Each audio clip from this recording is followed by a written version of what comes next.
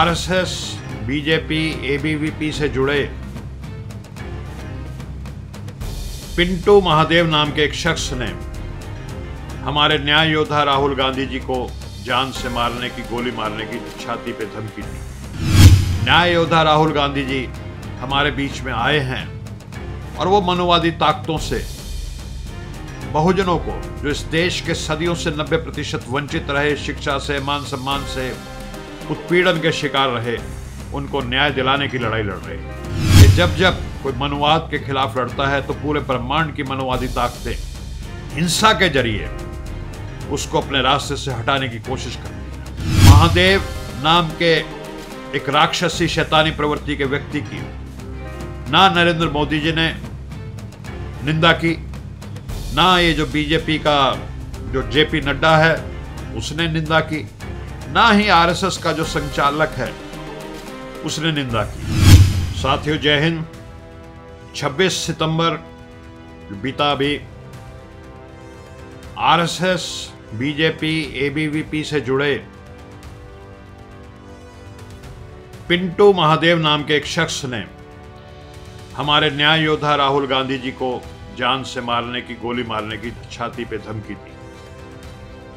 साथियों, हम सब बहुजन, दलित, पिछड़े, अति पिछड़े, आदिवासी और गरीब इस बात को जानते हैं कि एक लंबे अरसे के बाद न्याय योद्धा राहुल गांधी जी हमारे बीच में आए हैं और वो मनोवादी ताकतों से बहुजनों को, जो इस देश के सदियों से 90% वंचित रहे, शिक्षा से, मान सम्मान से, उत्पीड़न के शिकार रहे, उनको न्याय दिलाने की लड़ाई लड़ रहे हैं। और ऐसा देखा गया है कि जब जब कोई मनोवाद के खिलाफ लड़ता है तो पूरे ब्रह्मांड की मनोवादी ताकतें हिंसा के जरिए उसको अपने रास्ते से हटाने की कोशिश करती हैं। हमने देखा कि कैसे गॉडसे ने महात्मा गांधी की हत्या की, हमने देखा इंदिरा जी की शहादत को, हमने देखा राजीव गांधी जी की शहादत को।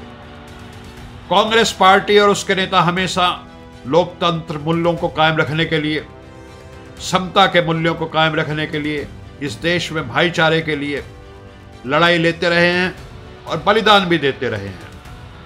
आज तक, अभी तक जब मैं आपसे रिकॉर्डिंग कर रहा हूं, उस महादेव नाम के एक राक्षसी शैतानी प्रवृत्ति के व्यक्ति की ना नरेंद्र मोदी जी ने निंदा की, ना ये जो बीजेपी का जो जेपी नड्डा है उसने निंदा की, ना ही आरएसएस का जो संचालक है उसने निंदा की।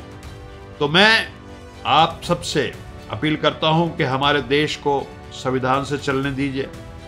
लोकतांत्रिक जो तरीका है, जो अहिंसा का तरीका है, जो शांति का तरीका है, उस तरीके पर चलने दीजिए। इस देश को हिंसा के रास्ते पे ना लाएं, वरना इस देश की एकता और अखंडता को तोड़ने के लिए आप जिम्मेवार होंगे।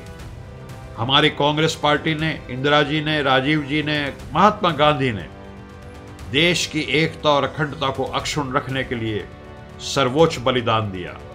ये देश महात्मा बुद्ध, भगवान महावीर का देश है। ये संविधान से चलेगा और इसको संविधान से चलने दीजिए। जिस शख्स ने इस तरह की वाहियात बात की है उसको पार्टी से निकालिए, वरना ये माना जाएगा कि आप उसका समर्थन कर रहे हैं। आज मैं अभी सिर्फ इतना ही कहूँगा, बाकी फिर कभी। जय हिंद।